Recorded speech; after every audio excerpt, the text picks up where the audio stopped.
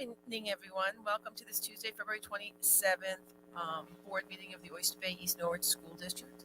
Can everyone please stand for the Pledge of Allegiance? I pledge allegiance to the flag of the United States of America, to the republic for which it stands, one nation, under God, indivisible, with liberty and justice for all. Okay, I'd like to call the meeting to order. And correspondence, Ms. Santos. Yes, all correspondence was via email.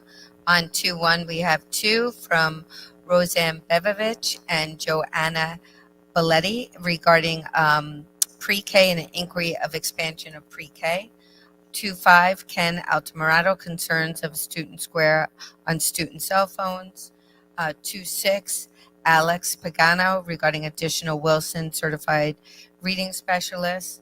On 2/9, from Laura Perfetti, Pamela Blank, Patricia O'Brien, Alexa Kelly, all regarding Locust Valley basketball game. On 2/12, we Alexa Kelly. That was also regarding a Locust Valley basketball game. 2/14 from Kristen Bradley, request for meeting regarding issues at Vernon. 2/16, Grenine Casey regarding Locust Valley basketball game. 2/18, Dr. Teresa Curry regarding varsity cheer. 2/20, Christian Schmuckler regarding varsity cheer. 2/21, Grace Serby following up on a meeting with the superintendent and deputy superintendent. Thank you, Ms. Santos. I'd like to turn it now to Dr. Yanni for the superintendent's report. Good evening, Ms. Kowalski and everybody. I just hope everybody had a relaxing February break. We had our first taste of snow. We used one of the 2 snow days, so hopefully we don't use any more days so we can have a longer Memorial Day weekend, which is always good when the weather is nice.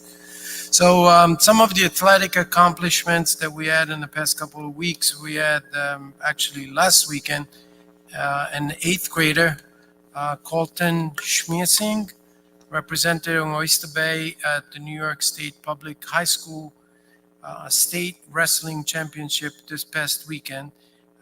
He finished 8th in the state. That's quite an accomplishment. Very proud of him. And he also received All-State. So way to go, Colton. 8th grade.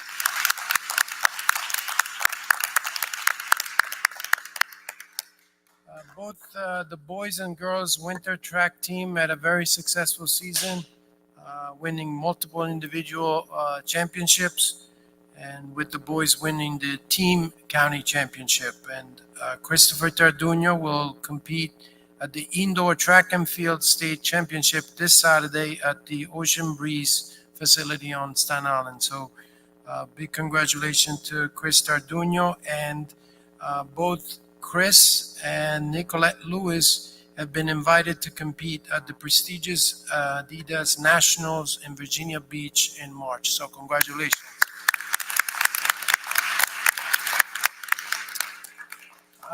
Tonight agenda has a resolution of a retirement. I know that we celebrate the retirement at the end of the school year. We celebrate all the retirees. But this one has some teacher that has been very special and loved by the entire community. We have the retirement of Miss Camarada. She spent 31 years working for Oyster Bay. She will be missed by the students, the parents, the staff. I'm sure some of the board members had some of their kids with Miss Camarada. And Ms. Camarada, I'm sure you're listening. If you're listening, I know somebody at central office if you decide to change your mind. So congratulations on the appointment. Maybe they want to approve the resolution, so we'll wait for that. So I'm not going to give any applause. At this point, it gives me tremendous pleasure. I see all the students, all the stars, to bring to the podium Ms. Erica Gio Pack, to introduce everybody, and I'm going to ask the board so we can sit in the front to watch the performance.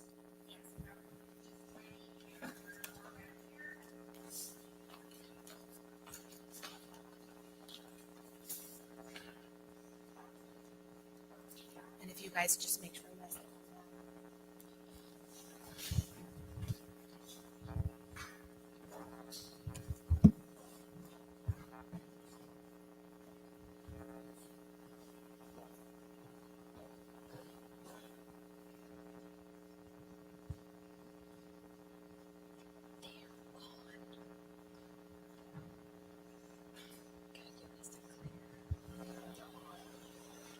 Thank you for sharing your stage with us this evening.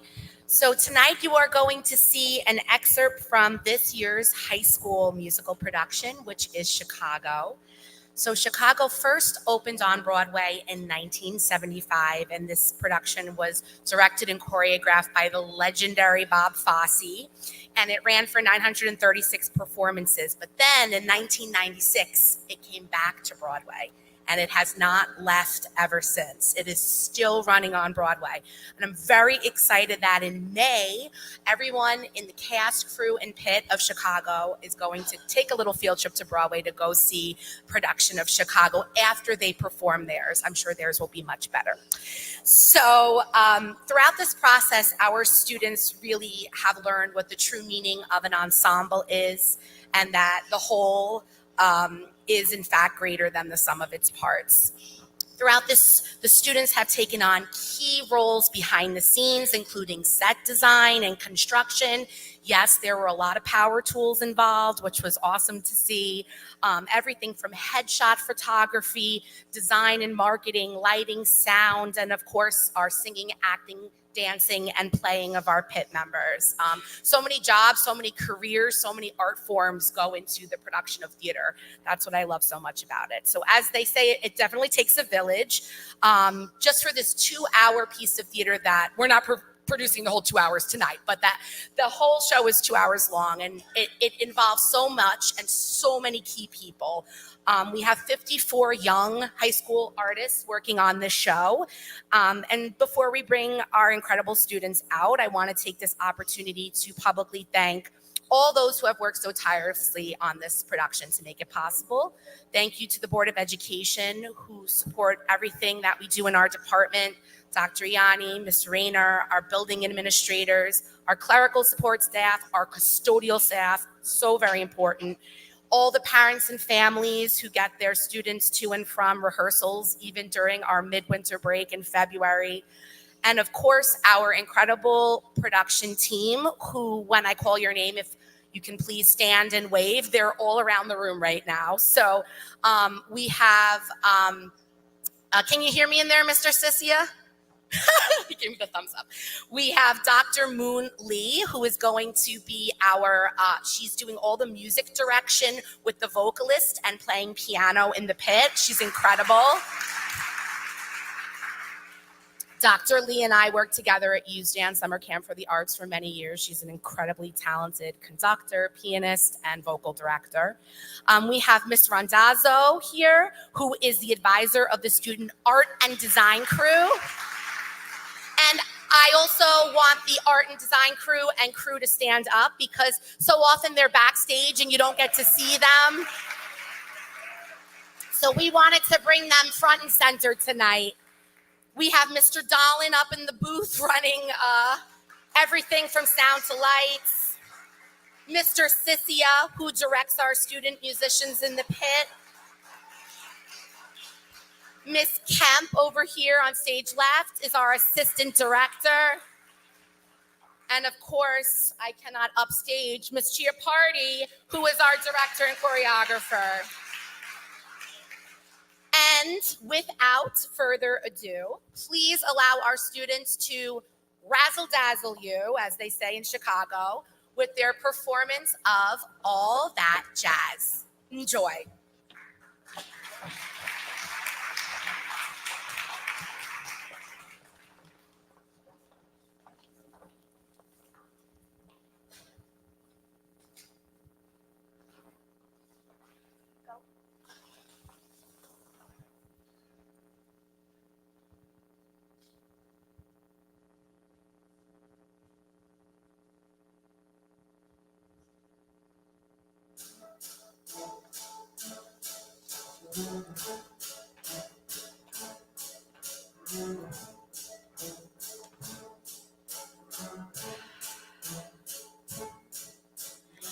Come on, babe, why don't we paint the town? And all that jazz, I'm gonna rouge my knees and roll my stockings down. And all that jazz, start the car. I know a whoopee spot where the gin is cold, but the piano's hot. It's just a noisy hall where there's a nightly brawl and all that jazz.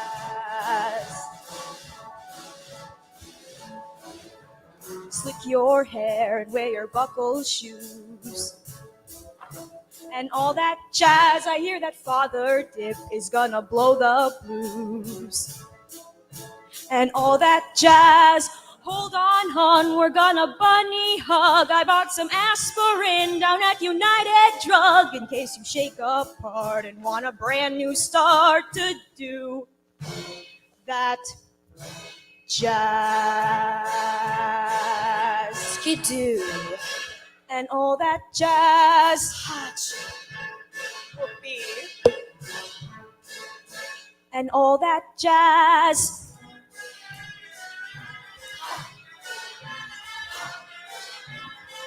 It's just a noisy hall where there's a nightly brawl and all that jazz.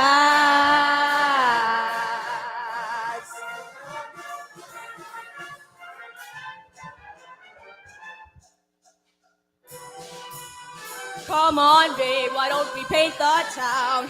And all that jazz. I'm gonna rouge my knees and roll my stockings down. And all that jazz. Start the door, I know a whoopee spot where the gin is cold, but the piano's hot. It's just a noisy hall, a nightly roll, and all that.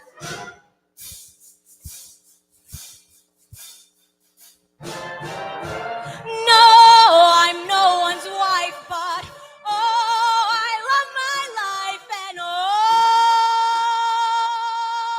that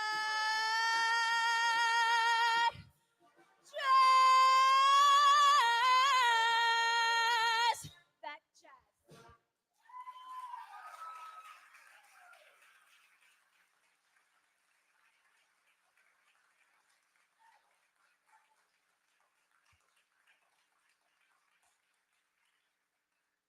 Thank you so much for all of your wonderful support in this entire production. We cannot wait to see you live in this theater for the whole thing. We'd love for you to join us on Friday, March 8th at 7 o'clock, or Saturday, March 9th at 5 o'clock, or both nights.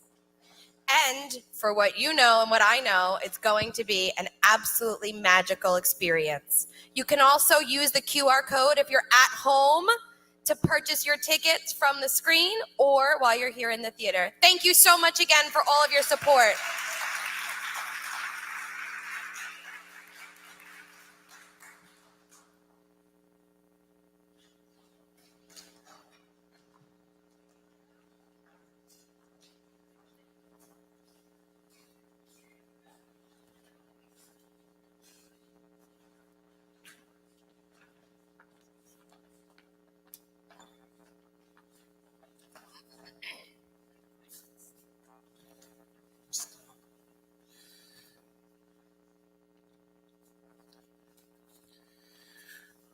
What a great job. Let's give her another applause. So, Board of Education, every month we'll provide an update to the Board of Education goals to see how everybody's doing. And this week, you're going to have an opportunity to hear from high school principal, Ms. Hargeman, and school budget from Ms. Raynor. But before I do that, I just want to, very proud to announce that March 19th at 7 p.m., we will have another parent university night. And I want to thank Alba Gallegos for putting all this together from beginning to end. So great work. And again, it's part of the Board of Education goals to involve the community, train the community, work with the community. And one last piece, I know that Ms. Argument is coming up soon, is I also want to thank the congratulate the cheerleading team. They came second in the county, and it was an impressive performance. I was there, Mr. Bramoff was there, Ms. Argument, Ms. Pardue, so it was an amazing show. So at this point, I'd like to have Ms. Argument come up. Thank you.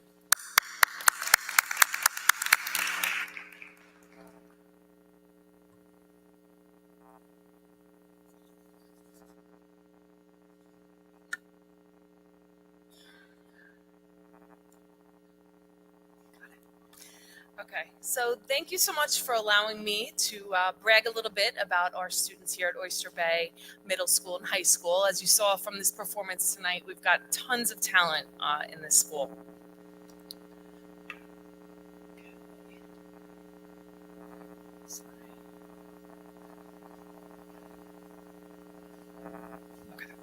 So tonight we're going to cover a few main areas, our building highlights, some of our academic initiatives, the student recognition, collaboration, and some student activities. So this year we put a strong emphasis on building a positive and collaborative school community, which celebrates our students' achievement. Our goal is to increase school spirit and a feeling of connectedness, which will hopefully lead to increasing the academic, social, and emotional well-being of all of our students at Oyster Bay. As you know, there have been a lot of changes to the physical structure of Oyster Bay High School this past year. We were thrilled that their new entrance and terrazza were completed in time to welcome all of our students and staff back in September. It's really wonderful seeing our students sitting out there. They're waiting for rides, they're socializing with friends, they're taking pictures. It's been a really wonderful addition to the front of our school. Our innovation lab in the library opened up this fall, and this is a photo of the very first group of students that were allowed in. I remember that day, they were all in the library and they're saying, "Can we go in? Can we check it out?" So we took a picture of all of them, and since then this space has just been used continuously, which I'll go into in more detail in a little bit. So we have our collab space, which also opened up this fall. This is a group of the first class that was ever in there. I believe this is Miss Brady's class. They were brainstorming and using the Write on Wall to come up with ideas for essays that they were writing in her class. And again, it's been a great space that students have been really enjoying. They all remark on how they feel like they're in college whenever they're in one of these locations. And finally, just last week, we put the finishing touches on the Bay Broadcasting Studio. The studio itself is amazing, but what's really impressive is the state-of-the-art equipment. I know Mr. Donlan did a lot of training, which he'll then turnkey to the students so that they learn how to do everything in the broadcasting realm.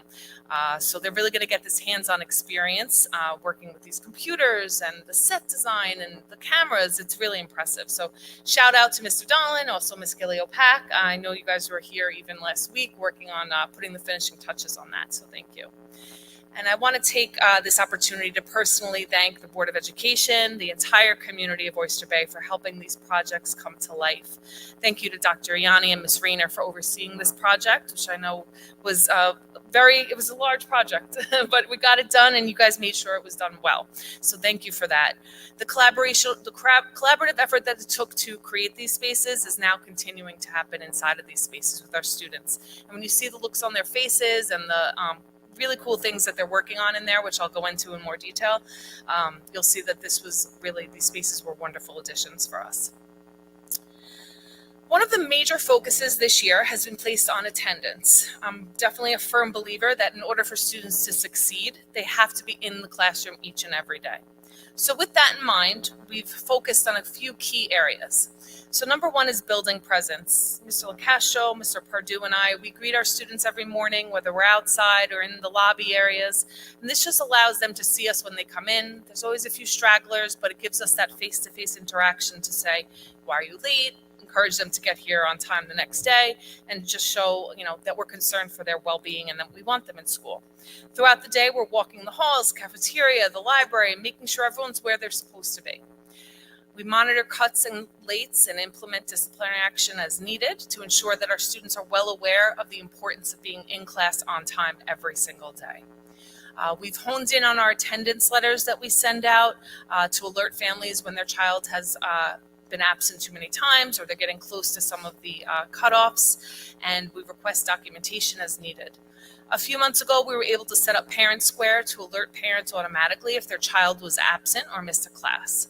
And we use this to communicate with our parents. It's vitally important that we all work together to make sure students, teachers, parents, that we're making sure our students are able to get to school, they're ready for school, they're willing to get to school. So we also have a team which includes our counselors, the school psychologists, and social workers that get together each week to discuss students of concern and communicate with families. From phone calls to team meetings to home visits, communication on all fronts is essential. And as you can see, we've had some success as our monthly attendance rates have improved over previous years. We continue to monitor our monthly rates and we adjust as needed as we go along. So each week I have the pleasure of collaborating with my colleagues in our content area supervisors and directors in our meeting, and we brainstorm and try to come up with ideas and ways that we can help our students. And one of the initiatives that came out of one of these meetings was to put a stronger emphasis on academic vocabulary. Each week we do a word of the week, which is posted on a bulletin board outside of the library. On an opposite board, there's examples of how to use that word in real life and sample Regents, SAT, and AP questions to show how they may need to use this on an exam. Every teacher is given a sign to hang up with the word of the week so that students see the word everywhere they look. We even have Bay News Now do occasional pop quizzes where they ask students in the hallway, what do you know about this word? What does it mean? And how can you use it in a sentence? It's been a fun initiative that I think has been very well received so far. Oyster Bay Middle/High School is very lucky to have built in extra help at the end of each day. We wanted to really emphasize this and make sure that all of our students and parents were aware of that extra help opportunity. And so we added that to our bell schedule to make sure that everyone sees it there. The Counseling Center also put together a list of what days teachers are available after school so that they can share with students and parents. And we've been incredibly fortunate to be able to have a math teaching assistant who works with students before school and during lunch periods. And it's also not uncommon to see our teachers working with students throughout the day on hold duties or in their classrooms if they need some extra help as well. So the sheer number of electives that are offered at Oyster Bay is impressive, and we want to make sure that our students are informed and taking advantage of all the opportunities available to them. So this year we decided to hold our first ever electives fair. Students were able to chat with teachers, chat with some students who have taken the classes, see displays of work and projects, and really learn about the electives that they now are able to choose for the following year. It was definitely a great success, and we look forward to running this again. As you may know, this January was the very first time that students had to take a Regents exam without any special appeals due to COVID since 2020. This means that students must now earn a 65 in order to pass a Regents exam as opposed to 50, which is what New York State implemented in the wake of COVID. Knowing this, there's been a very strong focus on ensuring that our students are prepared for their upcoming Regents exams. Our teachers are doing spiral review, using Regents and AP level questions on all tests, and ensuring that our students are very familiar with the types of questions that they're going to see on that exam day. We closely reviewed the data from our midterms and gave teachers time to evaluate what topics they needed to reinforce based on the results. Being such a small district, we have the luxury of being able to drill down into specific student needs. We're in the process now of putting together targeted AP and Regents review classes based on those needs of our students. While we still have a few months before most AP and Regents exams are given, we did get a little bit of a sneak peek when our 11th graders took the ELA Regents in January. I'm very proud to show that the number of students who achieved mastery drastically improved, and we are hoping that this trend will continue in May and June. So one of the best parts, I think, for every educator is watching your students succeed and thrive. And it's really important to me that we focus on those achievements and celebrate them school-wide. So this year we started our Student of the Month in each subject area. We proudly display their names and a write-up about them on a bulletin board, which is outside of the main office. We named this area the Academic Wall of Fame. We recognize the Students of the Month, the Honor Roll students, the valedictorian and salutatorian, and we also have plaques that recognize certain accomplishments of both past and present students. Students walk past this wall countless times a day, and we hope that it serves to empower them to achieve excellence as well. As I mentioned earlier, the terrazza has become a space to not only hang out and wait for rides, but also to celebrate accomplishments. We've cheered on sports teams from this space. We celebrated our valedictorian and salutatorian, and the class of 2024 took a picture here in the fall on the terrazza. We're very proud of all of our students, past and present. And Oyster Bay is such a special place where our students grow and thrive, but unfortunately they have to leave when they graduate high school. But we want to always continue to celebrate their successes. So our newly updated college pennant display is an example of that. And as our current seniors continue to earn acceptances to prestigious colleges around the country, we make sure to celebrate that with them as well. So far this year, we've had students accepted into MIT, Columbia, Notre Dame, Tulane, Clemson, Binghamton, and so many more. The decision of where to go the following year is stressful but very exciting, and so we love to celebrate with our students when they've made that decision. Thanks to the help of the Counseling Center, we created our Sailing into the Future display in the main hallway in the lower gym lobby. Once a student is committed to a school or military or trade school, they notify their counselor and we put their name and flag on the board. It's amazing to watch the younger students check out the board and get excited about where the older students, who they truly look up to, are headed. Recognizing our students in all areas of their life is important, and so we did make a strong concerted effort to do so this year. Our performance tonight from our musical students was phenomenal, and we're going to bring that this year to all of our students. Ms. Giliopak has set it up where we're going to do a preview for our students so they can celebrate their friends who are in the musicals. We also did a lot of focus on cheering on our teams. So many of our teams headed to the playoffs this year, and we wanted to celebrate our seniors for their last home game. So we just really want to make sure that our Baymen know that they have our full support from students, staff, and families. As I mentioned earlier, having the new Innovation Lab and Collab space and broadcast studio has allowed our students to collaborate on projects in new and exciting ways. I mean, I wouldn't really think of combining art and math, but here they did just exactly that. So our our graphic design students and our pre-calculus students worked together to create a logo, which was submitted to the Association of Math Supervisors of Long Island. Our AP Stats and weight training class got together, and our AP students watched our weight training students lift and do reps, and they collected data, then they discussed ways to improve it, and they went back in the class a few weeks later to try to compare the data and did projects on that. There's a lot of English in math, and our English and geometry teachers decided that it would be a good idea for them to collaborate in our innovation lab with students to work on the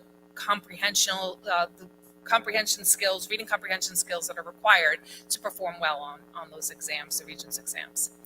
Our virtual enterprise students had to create commercials recently, so they knew exactly who to go to, our broadcasting team, and they helped them produce commercials that exceeded everyone's expectations. They're professional grade.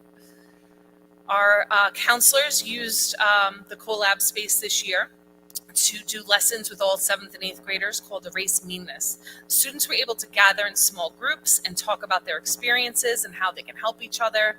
And the Collab gave them the space where they could come together comfortably. They loved the couches and the different seating that could move around.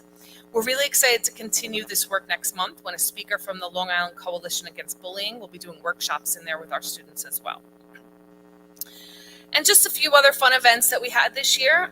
We had famous authors Kwame Alexander and Judy Blume come in and video conference with our students. Students worked on books that they then went down to the lower schools and read to our students. There's just been tons of really fun collaborative projects that are going on.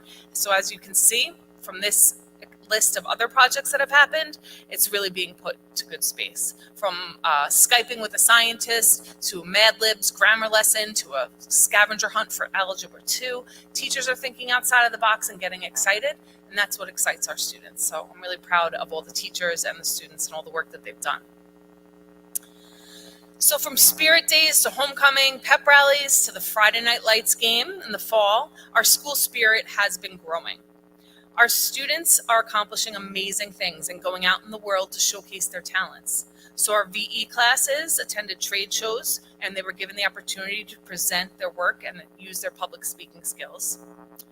Our 11th graders have attended our famous college trip this fall, and I know Dr. Gianca has been working tirelessly to ensure that our 10th graders have a wonderful experience on the college trip coming up at the end of this week.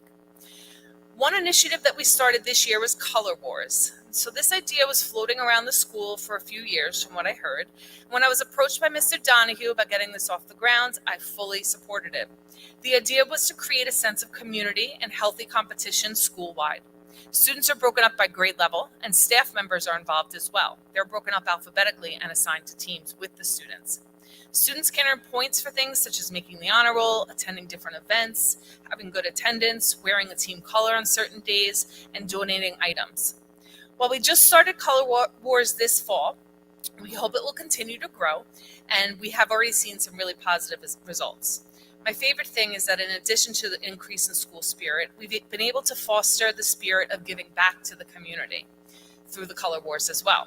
Students have donated hundreds of food items and toys for local organizations. They created cards for veterans over Valentine's Day, and we're in the process of finishing up our Penny Wars, where students collected money for a local charity. So I hope you're all as impressed and excited about our students' accomplishments as I have been. My goal is to create a school where students are excited to learn, excited to get involved, and excited about their accomplishments in all areas. Thank you for giving me the chance to highlight that this evening. And on another note, I hope you all are impressed by our stage crew and pit crew and incredibly talented actors, and you all come to see our show of Chicago next week. So thank you. Thank you so much. That was excellent. I just Thank have you, a question. Melissa. Can you just tell me what the criteria is for the student of the month and who picks it and how it's picked? Sure.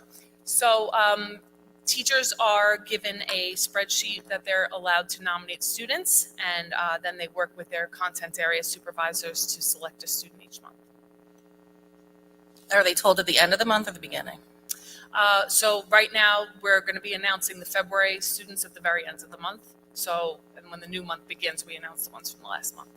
Okay. I noticed on the social media, it's usually like posted 2 months delayed, just if we could post it earlier. Like the January ones haven't been posted yet, just so we know. January was posted. February will be taken tomorrow and be posted tomorrow. But there was, over the Christmas break, I think there was a delay in one of them that wasn't posted on time. But. Oh, I know November's was posted in January and December's was posted in February. Okay. I didn't see January's. Okay. Yeah. Thank you. Okay, thanks. Thank you so much, Melissa. Thank Great you so job. much. It was an excellent presentation. Ms. Raynor?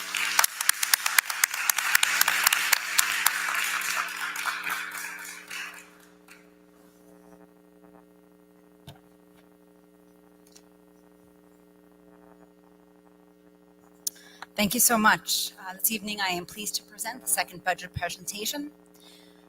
Tonight's presentation will review the district's vision, budget mission, and focus, provide information on the budget preparation, and information regarding the revenue budget as of today.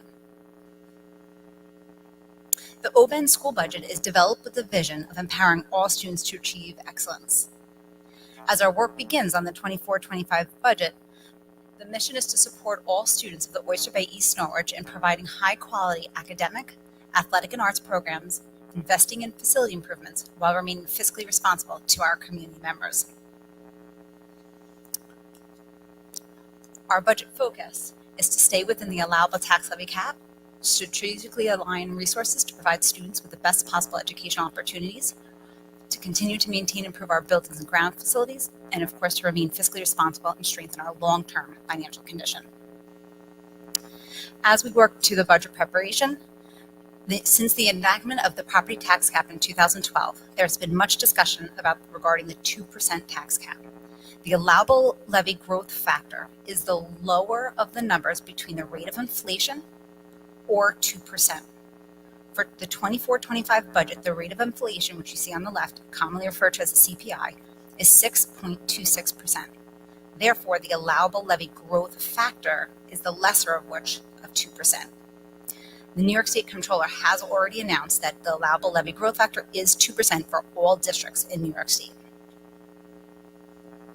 Preparing a budget within the allowable tax levy limit requires careful attention again this year due to the fact that we're facing high inflation rates for the third consecutive year, which you see towards the right side of this graph.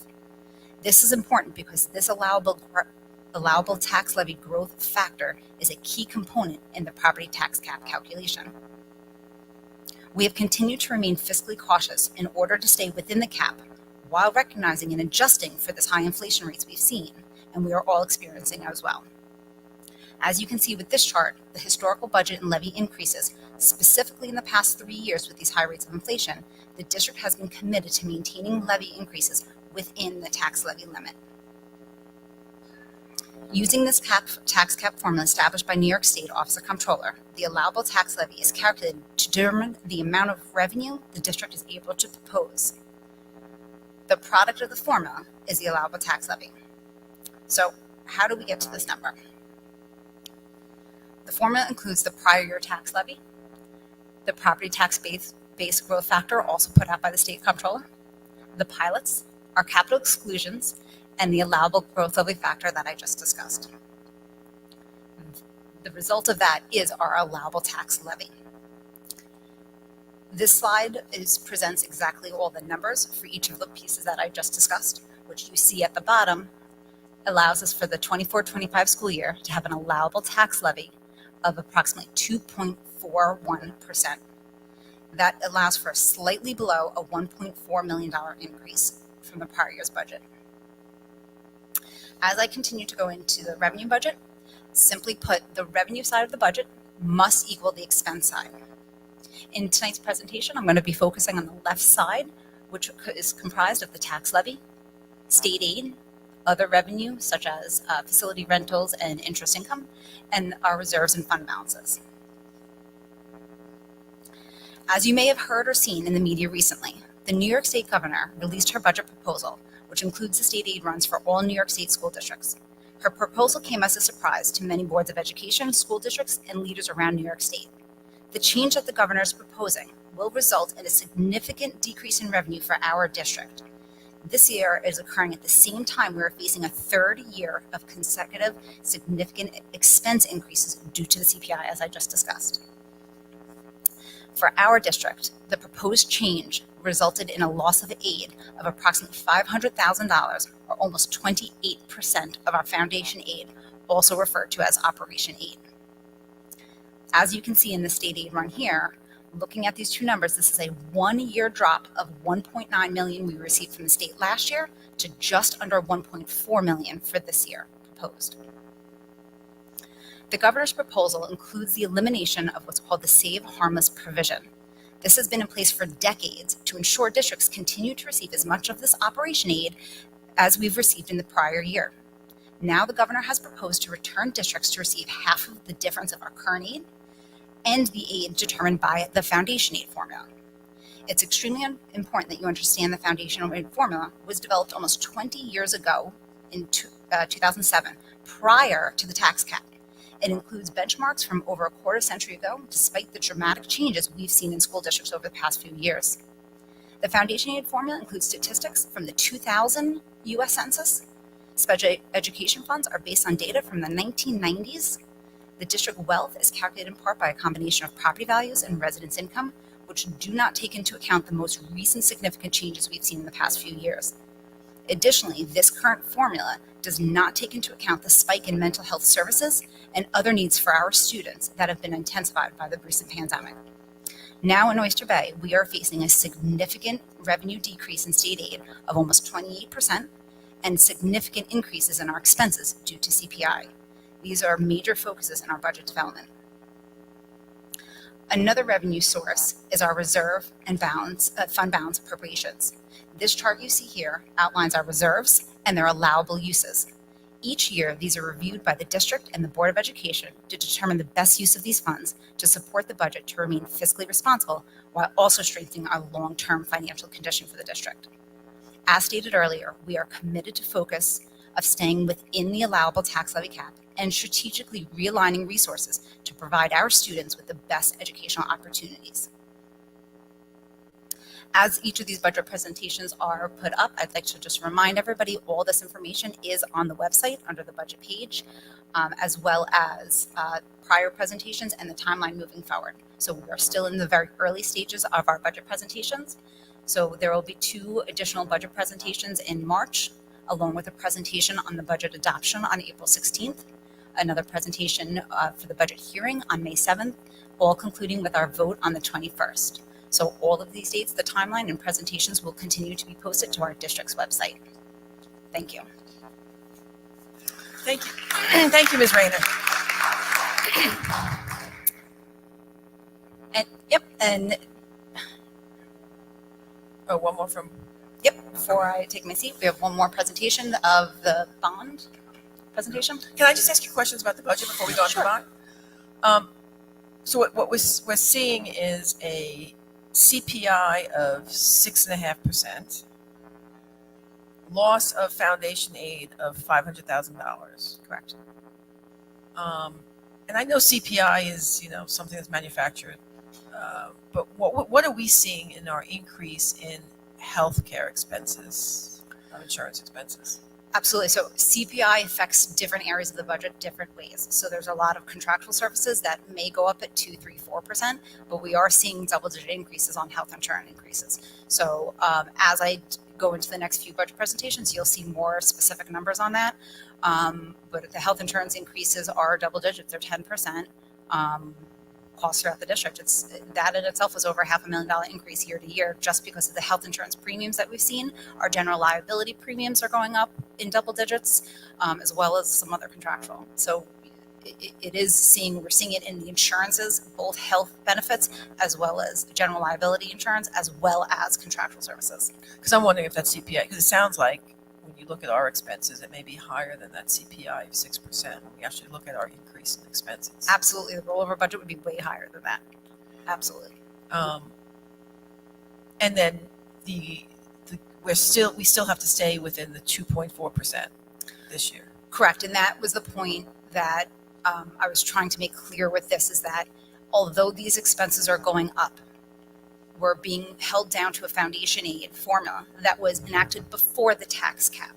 So regardless of whether the formula thinks there's variables in this community, we are not able to levy more than the tax cap without being responsible to our community members. So we are trying to stay within our allowable tax levy cap, why the expenses are going up way higher, not only than the 2%, but some of our expenses are going up higher than the 6.26% of CPI, which is a major challenge. I know it's early in the budget process. Do you think that's going to result in program cuts in the school? Everything right now is being looked at. At this point, we are trying to do everything we can to maintain all programs we have. Everyone is committed to making sure that our students will not feel any losses. So as in every budget season, everything will be looked at, but those students will come first. So as long as we can balance being fiscally responsible for our community, we are going to do the smallest impact as possible to make sure that our students have every opportunity. Now, the governor is taking away $500,000 from us, right? That's her proposal, is to Correct. remove $500,000 from our funding in our school district. Exactly. Did they say why they were doing that at all? Did the governor mention why she was going after the school district? She did not include that. From the report she gave out, was directly related to trying to get districts back to the foundation aid formula amount, which you will hear from business official organizations, school board associations, legislators across New York State. The foundation aid formula is flawed. It is over 20 years old. It was put in place with data, like I said, 25 years old, some of the data is. So she has said she's going to go back to the foundation aid formula without addressing the fact that the foundation aid formula is extremely outdated and not directly addresses the fact that the needs of districts today are very different than they were 5, 10, 15, 20, 25 years ago. And that's the problem with this proposal the way it is right now. And so overall, do you think she's raising revenue, not raising revenue, but taking away from the school district to allocate to other areas of what she wants to put Correct. money? She has been redistributing the state aid that's out there, which is significantly hurting many, many districts. Okay, thank you very much. You're welcome. Yeah, so I have a question. So I've read that the governor feels that we should be using reserves in order to fill the gap. However, our Moody's rating right now is AA1 or AAA? AA1, double A1. AA1, AA1, which is pretty much the best. Not too many school districts get AAA. So if we were to deplete our reserves, we then would deplete our rating, which would have an impact on the cost of our debt service. Absolutely. So there's no benefit to using reserves, as the governor has said. And the reason for the hold harmless was so the district wouldn't be in this situation, because you're limited into how much revenue you can raise by your tax cap. And you have a very unforeseen loss in revenue from your state, right? So the only way to fill that gap is to reduce your expenditure budget, Exactly. as opposed to what she's proposing with using your reserves, because then you're going to kill your credit rating for your bonds. Absolutely. And that's why I included that chart so the community can see the use of the reserves. We do appropriate $1.5 million in past years, and we are going to continue to appropriate fund balance each year to help offset some of the cost. Where we can, we will continue to look at that to make sure we can give back to the community when we can. From the reports that the governor has put out, that those comments she did make seem to have been directed to the districts that have much higher reserves than this district has, which is why I included that. So the communities can go see that chart, see what our balances are. Some of the reserves are not even healthy funded. You should have a good 3, 4, 5 years, depending on which reserve, that have very restricted reasons. If we have reserves that are underfunded, that in itself will create a bad financial condition long-term for the district. So it's a very fine balance of using the appropriate amount of reserves, but many of them are restricted, so you can't. So when the reports came out from the governor about using reserves, most of that and the districts that were targeted towards that were the districts who have an extraordinary amount in reserves, which does not apply to this district, which is why I included that chart so the community can go and see exactly what our reserves are. And we want to keep our borrowing as low as possible and maintain our strong, rating. When you were seeking debt service for our bonds, did our rating help you at all in getting low interest rates? Absolutely. It saved a tremendous amount of money. Dr. Yanni, myself, Mr. Nyberg, we met with the financial advisor. Because of the long-term financial strength that this district has, we get our borrowing at extremely, extremely low rates, even compared to other districts. Great. Right. The public market will price based on what your rating is. Absolutely. Yeah. That's great. Any other questions? Thank you so much, Ms. Rayner. All right. Oh, second half. Thank you. So before I hand it back to Dr. Yanni, just want to give another bond update, as I do several times throughout the year.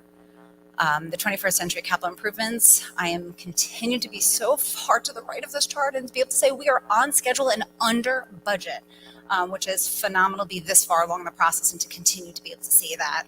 So I'm very proud of the work that the team has been doing on this. So a quick update on phase 2, as we like to do, just to show you some updated pictures in case you haven't gone out to see some of the sites. As Ms. Argerman just discussed here at the high school, the broadcasting studio is part of the 3 classrooms on the 2nd floor that overlook Main Street. Broadcasting studio is to the far left on this floor plan. And they are using industry standard equipment and having our students have this experience before going into the field or even seeing if it's something they like being on camera or behind camera. It is an amazing opportunity. So you can see the studio is almost done. The equipment is in, and just a couple minor final touches. At Vernon, here is the rendering. You can see on the left side where we have the addition for the music wing to support not only our phenomenal band program, but now our growing strings program.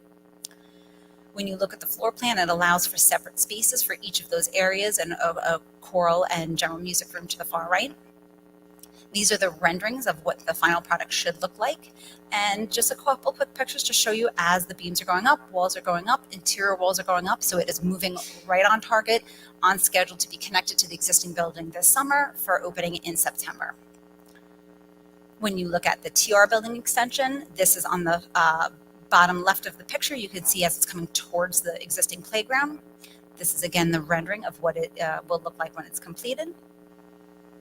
Some progress pictures as they started pouring the footings and foundation and moving right along to the structure actually being built to the second floor, as well as now having the walls up and the interior walls are starting to get set up. We are already moving quite far along with phase 3, also at Vernon School. The current music rooms, once they move into the music wing, will have a renovation to get that space back, to have another classroom added, as well as a small group instruction and an AIS room, as well as a maintenance garage due to the Butler building expansion. The Butler building, as you may recall, is split up into several areas, including a third of it, which is for storage. That space will be opened back up for students. The delay on this project right now is in the hands of the state. Unfortunately, the state's review process for permitting is about 24 weeks, which is extremely long from what we've seen in the past. So that's the one thing we're watching very, very closely to monitor the timeline on it. Just some quick update pictures. This is the current space. As you can see, as I said, on the right side, there's some storage areas. This was our future design for the space, again, for the students. You can see the new existing floor plan really uses the right side, where currently now is the entrance to the turf field around back, to really use that to connect it to the existing space of the Butler building. So this is the existing Butler building as it stands today. This is the rendering of what it will look like after construction, creating a fenced-off area to provide protection while students are using the Butler building, and cleaning up the front look to make it more welcoming for our students. This is another view from the parking lot. Once you get into that alley, again, this is the entrance right now to the turf field. Butler building is on your left side. This is the rendering of what it will look like with the bay doors you see on the left side to really make the Butler an indoor and outdoor learning space for our students. Again, existing, and that's what it will look like after. Correct, the plans that were submitted to the state does have the additional gate that was discussed. So although the renderings don't show it, but that area will be completely fenced, privacy screened while students are outside, will not be visible from the parking lot area. Thank you for that. This is as you go towards further back, you can kind of see the baseball backstop off to your left. So as you come around the corner, you will now have more of an entrance, so you know you're entering the athletic complex at Vernon. Some interior pictures, this is what it looks like currently now. Again, it will similar be used as a multi-purpose space with the padding around for protection for sports or any intramurals or activities that occur in there. And again, just a couple different views of what it will look like. Any questions? All right, thank you so much. I just want to thank you, thank Ms. Raynor and the entire business team for the amount of work that they're doing every day, spending literally hours. And I know that Zach is in the audience, and I cannot thank you enough for all the work that you're doing, and I'm very proud of what you have done so far. Thank you.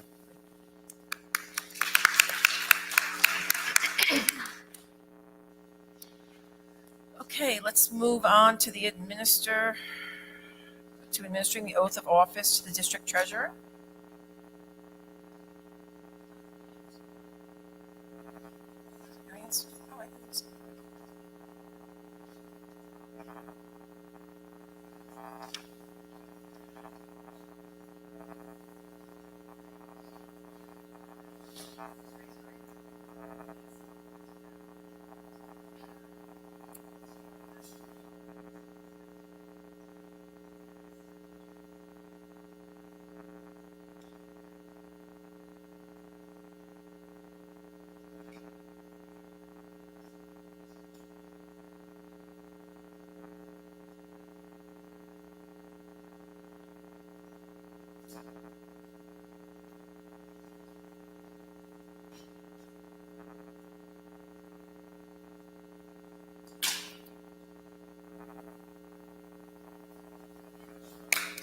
Congratulations.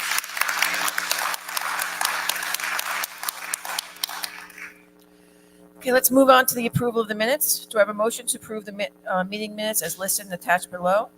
So moved. Second. Any discussion? All in favor? Aye. All opposed? Motion carries. Let's move on for the opportunity for the public to be heard on agenda items. In accordance with the open meeting law, school board meetings where school district business will be discussed are open to the public. The Oyster Bay East Norwich Board of Education welcomes public comment at the meetings. The Board of Education will respond to comments and/or inquiries in the appropriate manner. This portion of the meeting is designed exclusively for agenda items. A sign-in book is provided for those residents wishing to address the board. In order to be recognized, you must be signed in. Each speaker will be allowed a maximum of 3 minutes. The board president will call you to the microphone in the order in which you have signed in. Public discussion is prohibited regarding matters relating to an individual's reputation, privacy, or right to due process, which in some way could be violated. A second commentary period is provided for non-agenda items prior to adjournment. We thank you for your participation and cooperation. Somebody sign it. Oh, Ms. Grace Serby?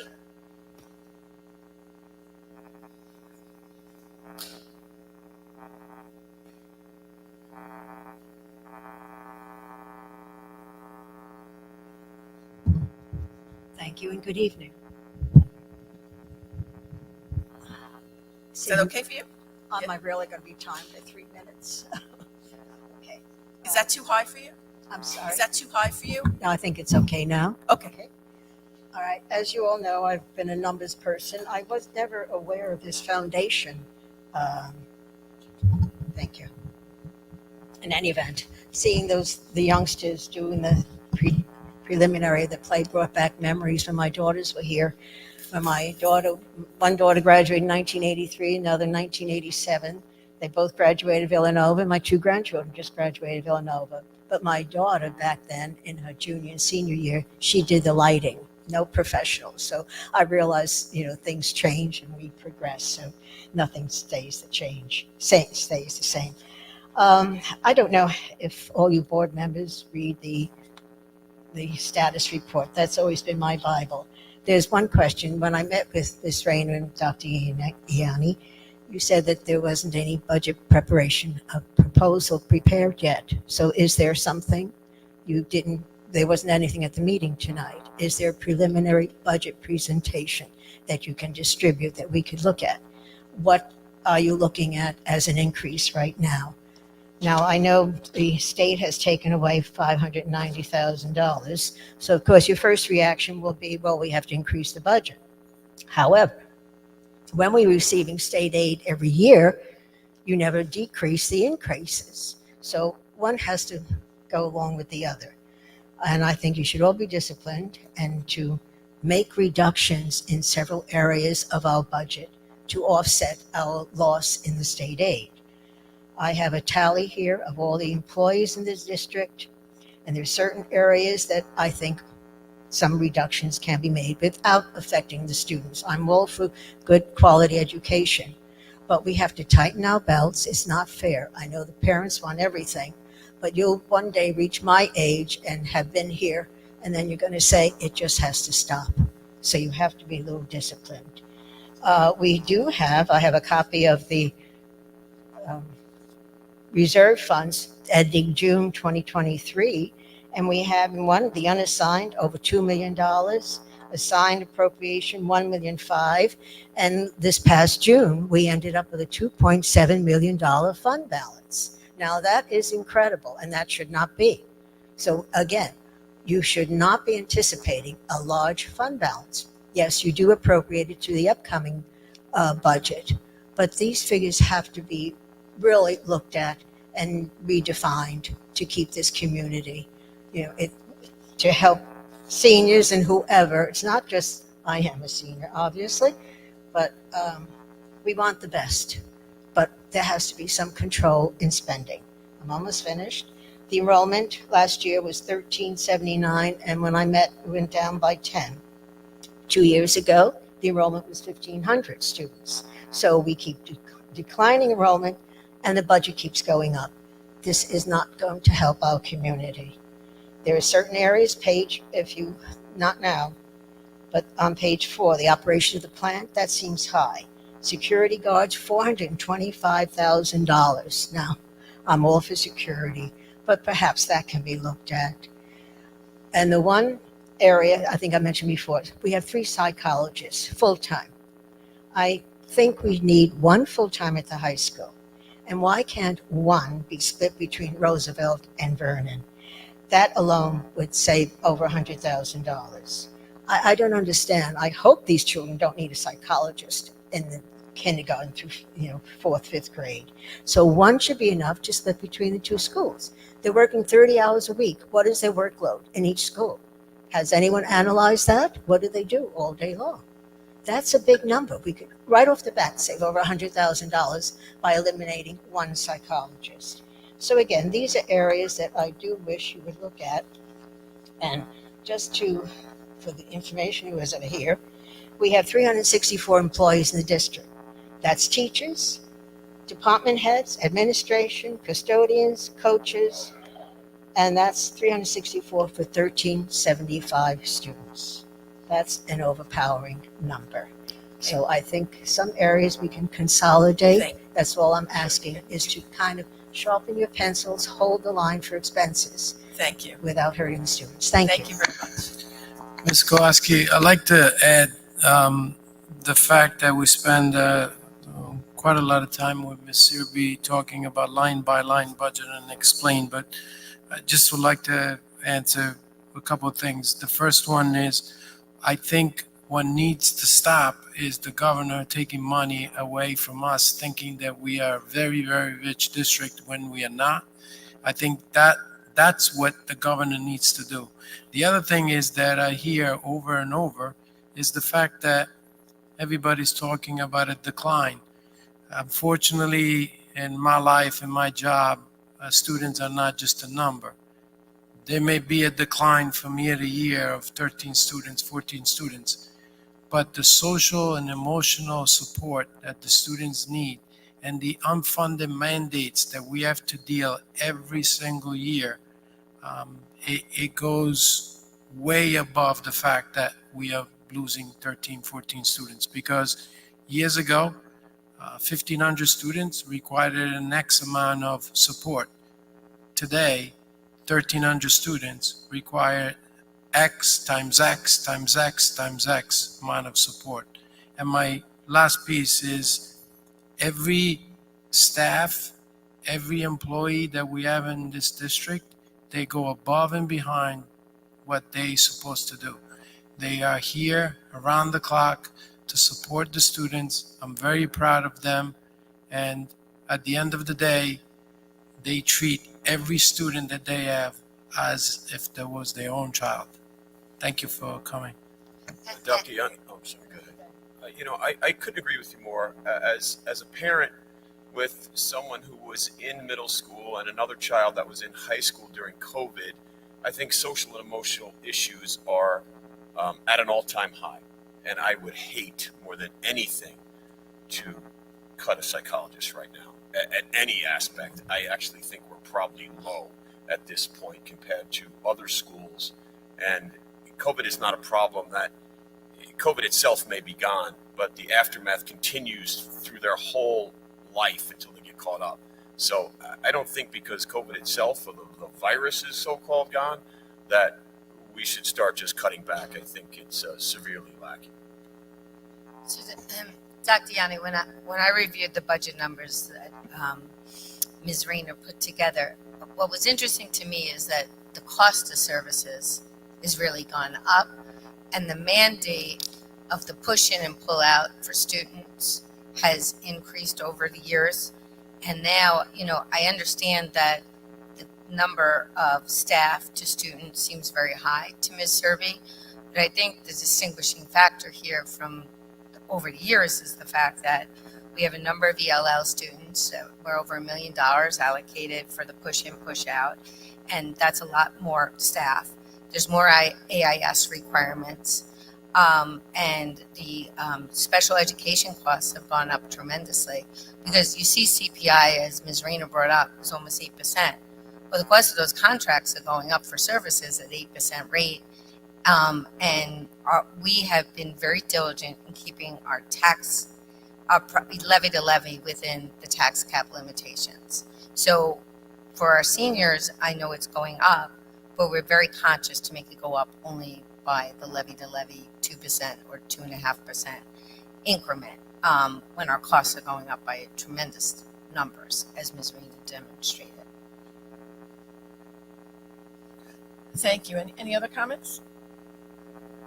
And I just want to say that as far as security is concerned, there have been some terrible incidents that have happened in this country, and we feel that the security of our students is very important. And we feel that we don't want just security guards. We hire former police officers to make sure that our kids are safe. And as part of that as well, making sure that these kids are psychologically healthy in the lower grades is a way also to combat violence in the future. So we want to dedicate psychologists and guidance counselors to these lower grades so that we can give support for any issues that the children may have when they're younger, so that other things don't happen in the future. Okay, let's move on to approval of instructional personnel items. Resolved upon the recommendation of the superintendent of schools, the Board of Education of the Oyster Bay East Norwich Central School District hereby approves the instructional personnel items as listed in their entirety. Do I have a motion? So moved. Second? Any discussion? All in favor? Aye. All opposed? Motion carries. Let's move on to non-instructional personnel items. Resolved upon the recommendation of the for the superintendent of schools, the Board of Education of the Oyster Bay East Norwich Central School District hereby approves the non-instructional personnel items as listed in their entirety. Do I have a motion? So Second? second. Any discussion? All in favor? Aye. All opposed? Motion carries. Let's move on to business items. Resolved upon the recommendation of the superintendent of schools, the Board of Education of the Oyster Bay East Norwich Central School District hereby approves the business items as listed in their entirety. Do I have a motion? Second. Any discussion? All in favor? Aye. All opposed? Motion carries. Approval of special services resolution. Resolved upon the recommendation of the superintendent of schools, the Board of Education of the Oyster Bay East Norwich Central School District hereby approves the special services resolution as listed in their entirety. Do I have a motion? So moved. Second? Any discussion? All in favor? Aye. All opposed? Motion carries. Resolved upon approval of new business resolutions. Resolved upon the recommendation of the superintendent of schools, the Board of Education of the Oyster Bay East Norwich Central School District hereby approves the new business resolutions as listed in their entirety. Do I have a motion? So moved. Second? Any discussion? All in favor? Aye. All opposed? Motion carries. Let's move on to the opportunity for the public to be heard on non-agenda items. Did anybody sign up?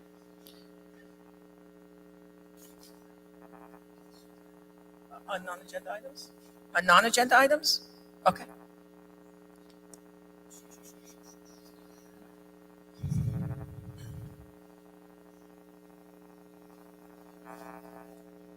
First, I was very impressed with the corroborative of the high school with all the new incentives, especially the vocabulary word.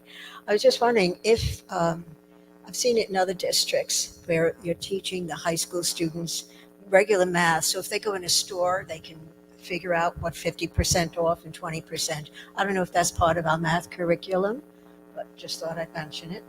And perhaps the employees will have to contribute more for our health insurance, their health insurance. And one last thing, the fall of 2023, Newsday published the cost per students in different areas. And the Oyster Bay High School cost per student was $46,000. That is more than Binghamton College. So again, I'm pleading with you to hold the costs down. Thank you. Thank you.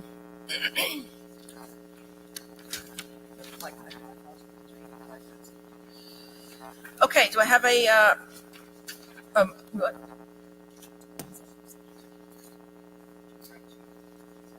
Okay.